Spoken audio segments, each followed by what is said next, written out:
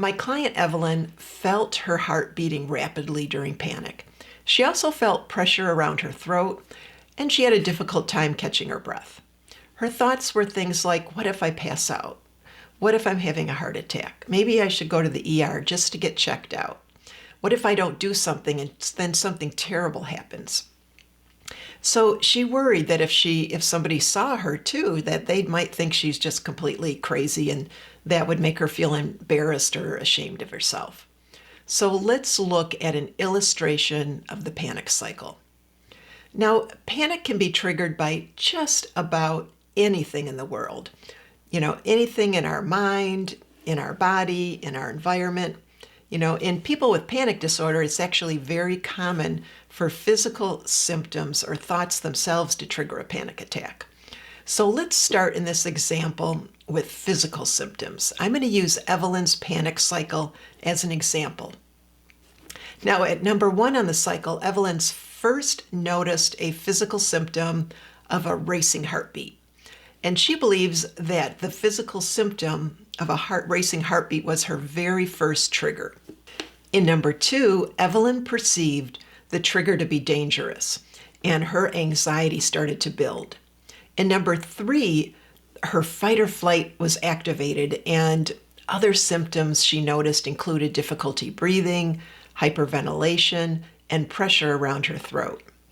And at number 4 on the panic cycle, Evelyn misinterpreted what she felt as being dangerous and then added negative, catastrophic thoughts and predictions about what was happening to her or what might happen to her. What if I'm having a heart attack? What if I pass out? Something terrible is going to happen if I don't maybe go get immediate help. Evelyn's catastrophic thoughts and misinterpretations increased her anxiety significantly. At number 5 on the cycle, Evelyn began to selectively focus on very specific symptoms in her body, and that had the effect of just amplifying what she was noticing. This is called selective attention, and she did certain behaviors to try to calm herself down. These are called safety behaviors. She started checking her pulse, and then she tried different breathing methods, and she was so anxious that she eventually decided to go to the ER just in case. And she also avoided, of course, going to the gym like she had planned to do that day. So Evelyn was in a panic cycle where her physical symptoms, her misinterpretations, and catastrophic thoughts, and selective attention, and safety and avoidance behaviors all just snowballed, reinforced each other, and fed and maintained the panic cycle. She was inadvertently training her brain that anxiety and panic symptoms were dangerous, just caused this snowball effect, causing her to panic more. How do you break the anxiety cycle? Well, all humans experience anxiety and panic attacks at times. Our brains can overreact and trigger our own natural alarm system, our own fight or flight or freeze response. This is normal. We can't stop our brains from being triggered or experiencing anxiety. But you can change your thoughts, your interpretations, your predictions, and you can certainly change your behaviors on how you respond to anxiety and panic. Your brain learns by what you do and what you tell yourself. If you tell yourself that what you're feeling is dangerous and threatening, and you do certain behaviors to monitor yourself or to try to calm yourself or relieve your symptoms, keep yourself safe, check on those bodily symptoms, avoid activities and places that might amp up your anxiety, you are teaching your brain that anxiety symptoms are dangerous. How do you think your brain reacts if your brain believes anxiety and panic symptoms are dangerous or bad, or that you don't want them and you don't want anxiety and panic? Your brain will get more anxious. And when it notices anxiety or anxious thoughts or anxiety sensations in the body, more anxiety. What happens when your brain gets more anxious? Your limbic system and your amygdala are activated, and your sympathetic nervous system is activated, your fight or flight or freeze response, and then you're going to get more adrenaline released into your bloodstream. You're going to inadvertently create more anxiety and more panic symptoms. So how do you correct this? You do the opposite. You do the opposite to break the panic cycle. You do the opposite of trying to not have anxiety or panic. You do the opposite of paying attention to your symptoms. You do the opposite of avoiding things or trying to calm down or calm yourself down. What is the opposite? The opposite is stepping into the fear, allowing and even welcoming the anxiety and panic symptoms.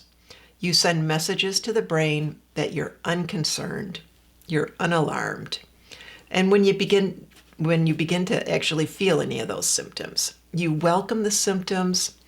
And I'm not saying that you want those symptoms. I'm saying that you have to convince your brain that you're perfectly comfortable and unconcerned with any of those bodily symptoms.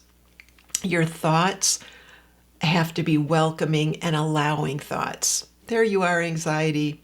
You're welcome. Come on in, have a visit, take a seat, stay as long as you'd like.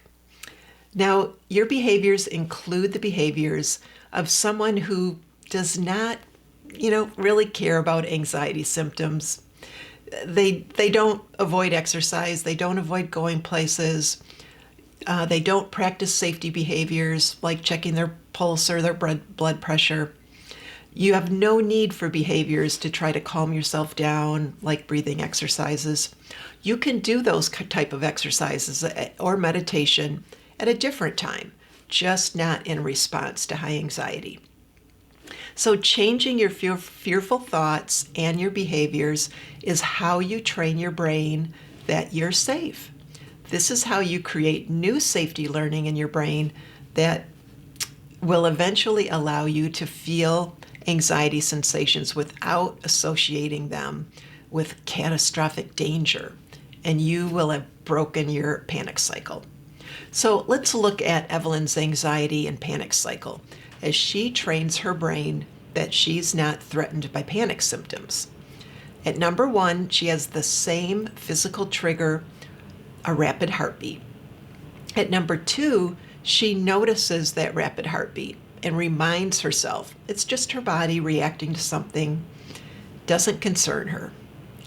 At number 3, she feels the physical and mental sensations of fight or flight response. She notices her racing heart, shortness of breath, throat sensations. She feels a little sweaty. She notices it all.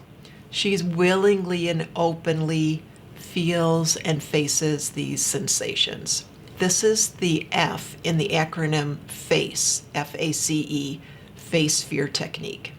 At number 4 in the cycle, she drastically changes what she used to do. Here she gives herself messages of A, allowing the anxiety symptoms to be there. This is the A in the face fear technique. She even goes so far as to welcome her symptoms to stay as long as they'd like. This is a far cry from her negative predictions she used to have. At number 5 in the cycle, she no longer does anything special to calm herself down. She doesn't try to seek reassurance that she's okay. She no longer checks on any of her bodily symptoms. Instead, she commits to staying in the experience, to not try to avoid it. She begins to actively coach herself through it by telling herself that she's doing well, she's riding that adrenaline wave like a champ. This is commitment and coaching. That's the C in the face fear technique. And finally, Evelyn embraces the experience and encouraged herself as how she moved through that panic cycle. And this is the E in the face fear technique. Evelyn successfully moved through the panic attack, successfully used the experience as an opportunity to teach her brain that the panic symptoms she experiences were not harmful or dangerous. She did not reinforce the panic cycle at all. She didn't reinforce it through any kind of negative thoughts or selective attention or safety or avoidance behaviors. Evelyn used a technique that's an acronym called FACE FEAR, and she willingly faced her panic symptoms in the moment, and she trained her brain that panic wasn't dangerous. Evelyn faced her panic symptoms and allowed the symptoms to be there. She coached herself in a positive way. She stayed in the exposure without trying to avoid it, continued to encourage yourself afterwards. This is one method on how to retrain your brain to break the cycle of panic. If you're wondering if you have panic disorder, I left you a link to an assessment in the description below. And if you need help with panic disorder, please go to pagepradco.com for more help and treatment options. Until next time, I'll see you in session. Take care. Bye-bye.